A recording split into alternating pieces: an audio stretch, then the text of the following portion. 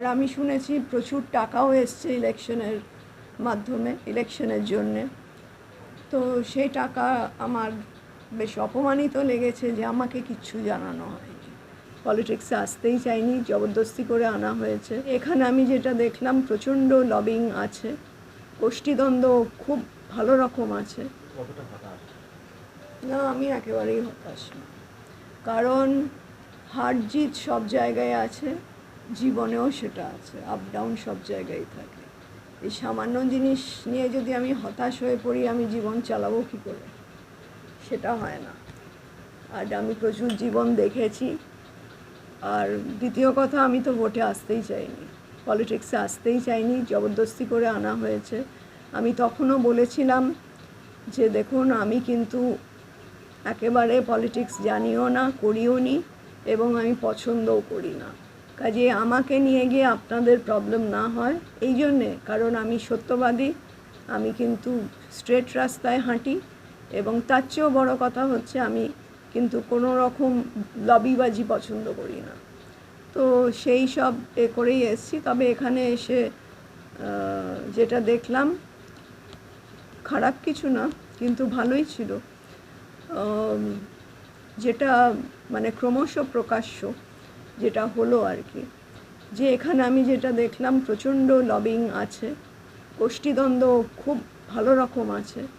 মানে আমি যদি কোথাও যাই, হয়তো আমি জানি না যে তারা এদের মানে এদিক এই পার্টির সঙ্গে ওই পার্টির বনে না, ওই পার্টির সঙ্গে এই পার্টির বনে, আমি জানি না সেটা। হয়তো সে তাদের ডাকে ওদিকে গেলাম, তখন এই পার্টি বললো আমাদের জিজ্ঞেস করে কেন গেলেন না। তো আমার একটু কিরম মানে বন্দি বন্দি লাগতো। তা আমাকে মানে এটা জাস্ট লাইট কথা আর কি। যখন আমি 2-3 দিনের জন্য কলকাতা গিয়েছিলাম, আমাকে কেউ জিজ্ঞেস করেছিল পার্টিরই লোক, কেমন লাগছে? আমি বলেছিলাম আমার খুব স্বাধীন লাগছে, যে এত বাধ্যবাধকতার মধ্যে আমি নেই। তো এই রকম। তো এই গোষ্ঠীদ্বন্দ্বটা কিন্তু পার্টিটাকে শেষ করে দিচ্ছে, একটা আমার অবজারভেশন। দ্বিতীয় নম্বর কথা হচ্ছে, এখানে কোনো পরিকল্পিতভাবে কিছু হয় না, মানে সংগঠনের খুব মানে ডেফিসিয়েন্সি আছে, ঘাটতি আছে।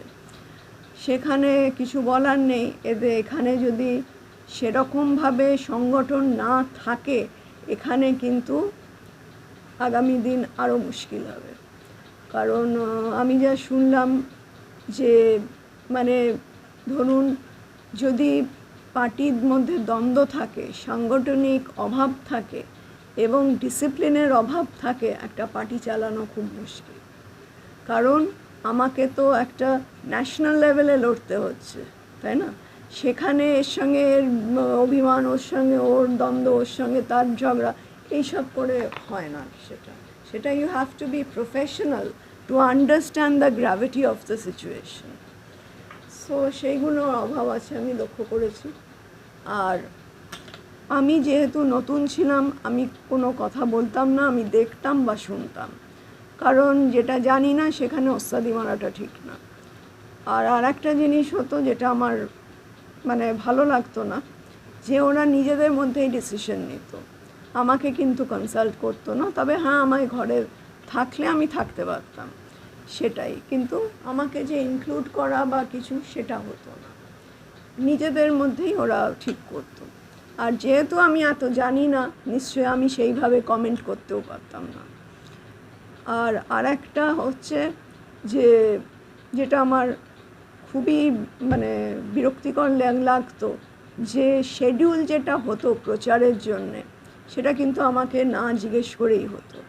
হয়তো আপনারা অনেক সময় আমায় ফোন করেছেন যে কখন দেখা করব, আমি কিন্তু বলতে পারিনি, আমি বলেছি শেডিউল দেখে বলবো, তাই না? তো সেরকম শেডিউলটাও খুব আনপ্ল্যান্ড ওয়েতে হতো। তো সেখানে মানে একটা নির্দিষ্ট সময়ে পৌঁছানো কিছুতেই যেত না, সেখানে 3-4 ঘন্টা লেট হয়ে যেত। তো ওরাও একটু মানে কর্মীরাও একটু ক্ষেপে যেত যে এত লোক ছিল, এখন আমি আবার কোথায় লোক জোগাড় করবো, মানে এরম করে অনেকবার আমরা কিন্তু ফেরতও চলে এসেছি। সেই সময়টা কিন্তু মানে খুব দামি সময়, সেই সময়টা চলে গেলে আর পাওয়া যায়? তাহলে আমি একটা কাছে পিঠে রাখলে আমার সেটা মেকআপ হয়ে যেত। এইরকম কিছু জিনিস আছে। আর আমি শুনেছি প্রচুর টাকাও এসছে ইলেকশনের মাধ্যমে, ইলেকশনের জন্যে। তো সেই টাকা আমার বেশ অপমানিত লেগেছে যে আমাকে কিচ্ছু জানানো হয়নি। তারা নিজেদের মতো খরচা করেছে বা নিজেদের ডিসিশনে খরচা করেছে, আমি কিছুই জানতে পারিনি। আর আমি অনেকবার সবাইকে বলেছি, কিন্তু গুরুত্ব দেওয়া হয়নি। আর যেটা আমার ভয় ছিল যে যেহেতু আমি ক্লিন লোক, সেখানে আমার ঘাড়ে না দায়টা এসে পড়ে, তাই জন্য আমি বারবার জিজ্ঞেস করতাম। দেখুন, একবার টাকাটা কি ঠিকঠাক খরচ হয়েছে বলে মনে হয় আপনার, যে টাকাটা এসেছে? দেখুন, আমি তো কিছু জানি না টাকা নিয়ে। এখন কোথায় কি খরচা হয়েছে বা হয়নি সেটা আমি বলতেই পারবো না।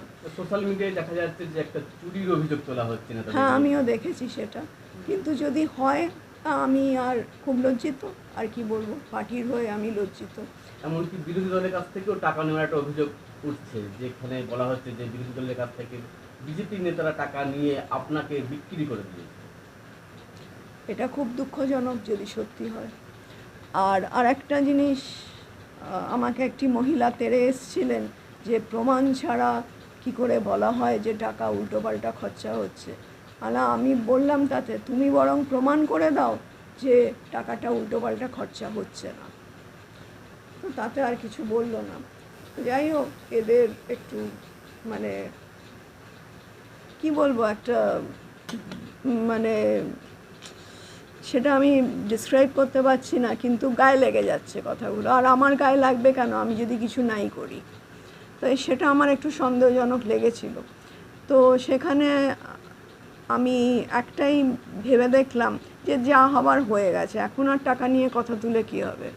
আর কর্মীদের যদি তুমি হ্যাপি না রাখো বা খুশি না রাখো, ওরাই তো হাজার হলে ভোটটা করায়, তাহলে তারাই বা করাবে কী করে? আর তারা কতদিন গ্যাটের পয়সা খরচা করে করবে?